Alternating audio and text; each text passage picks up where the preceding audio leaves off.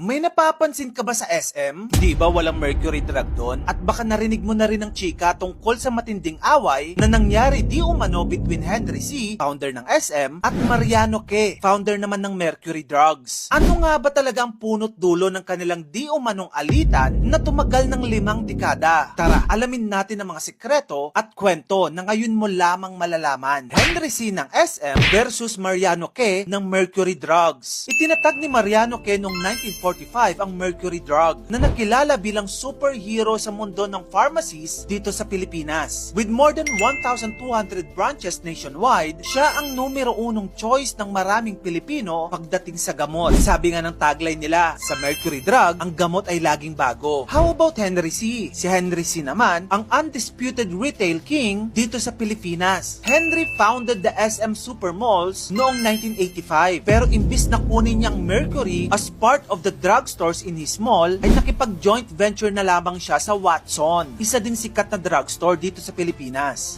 Ano kaya yung rason? May mga kumakalat na may mas malalim pa daw na dahilan kung bakit wala ang Mercury Drug sa SM.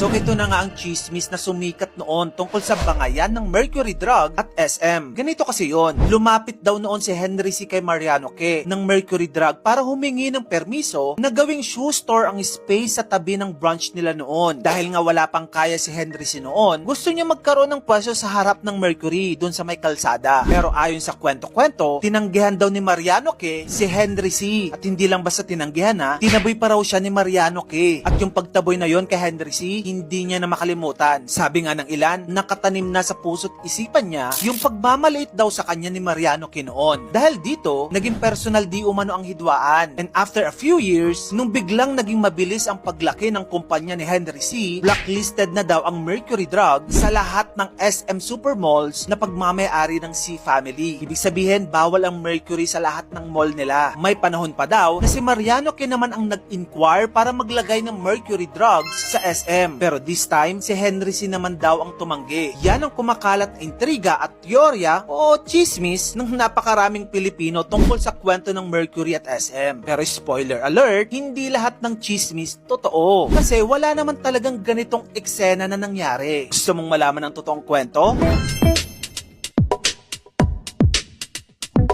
Ano nga ba talaga ang tunay na dahilan kung bakit walang Mercury Drug sa SM? Ang tunay na rason, hindi sila nagkasundo sa rental fee. Sinabi ni Mariano K. na hindi daw makatwiran ang singil ni Henry C. Kaya hanggang ngayon, wala silang mga Mercury Drug na branches sa mga SM malls dahil hindi sila nagkakasundo sa presyo ng rental fee. Ayon sa mga nabasa ko na sources, ang rental fee kasi ng SM ngayon ay pwedeng umabot ng 60,000 pesos to 200,000 pesos per month, depende pa sa square meter plus VAT, electricity, aircon, at kung may kasundo ang profit sharing din. Kaya instead of renting, nag-invest na lamang si Mariano K. sa pagbili ng mga lupa at pagpapatayo ng sarili niyang stores sa mga prime locations dito sa Pilipinas. Kaya naman, Mercury Drug remains on top since ang focus talaga nila ay magbenta ng mga gamot. Habang ang Watsons naman ay more focused on cosmetic products but still a leading competitor since located nga siya sa mga SM mall ni Henry C. Classic competition, no? Pero this time, buwagin natin ang kompetisyon by comparing their revenue.